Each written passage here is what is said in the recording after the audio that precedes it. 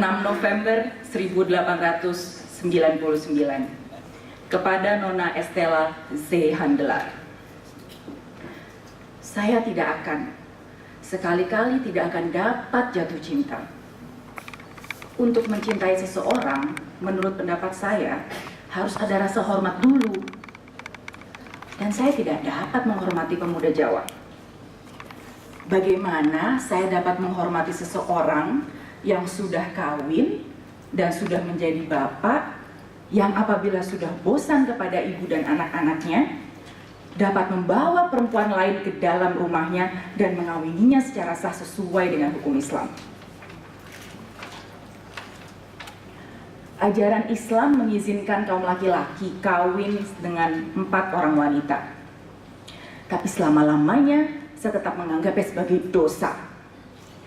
Semua perbuatan yang menyebabkan manusia menderita, saya anggap sebagai dosa.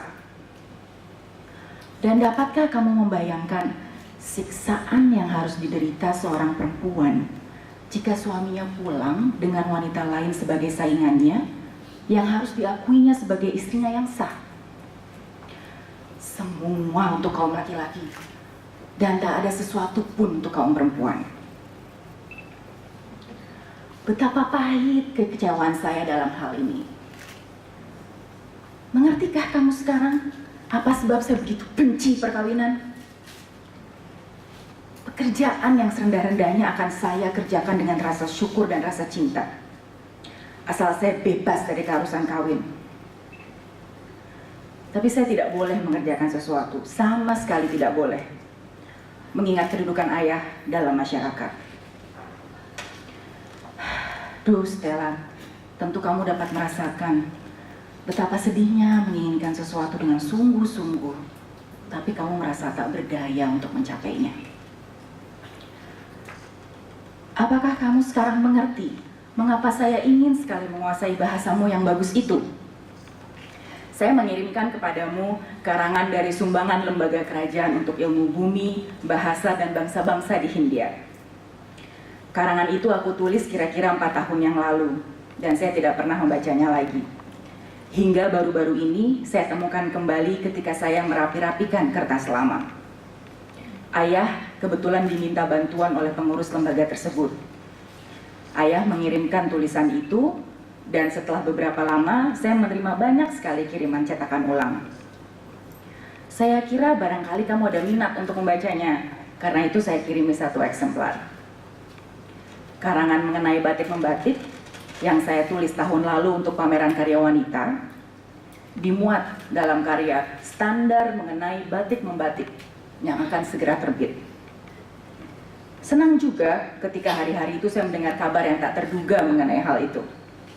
Saya sama sekali sudah lupa.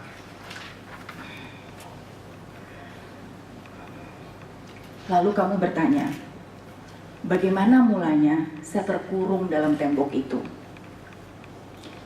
Kamu pasti membayangkan bilik penjara atau semacam itu. Tidak, Stella. Penjara saya adalah rumah besar dengan halaman luas di sekelilingnya, tapi dilingkari dinding tinggi yang mengurung saya. Walaupun luas rumah dan halaman kami, namun bila kami harus selalu tinggal di situ, akhirnya sesak juga rasanya. Teringat oleh saya karena putus asa yang tidak terkira, berulang kali saya mengempaskan badan pada pintu yang selalu tertutup dan pada dinding batu yang dingin itu. Ke arah manapun saya pergi, akhirnya saya sampai pada dinding batu dan pintu terkunci. Untunglah bahwa saya selalu berpengharapan baik dan tidak lekas putus asa. Perubahan dalam seluruh dunia bumi putra kami akan terjadi.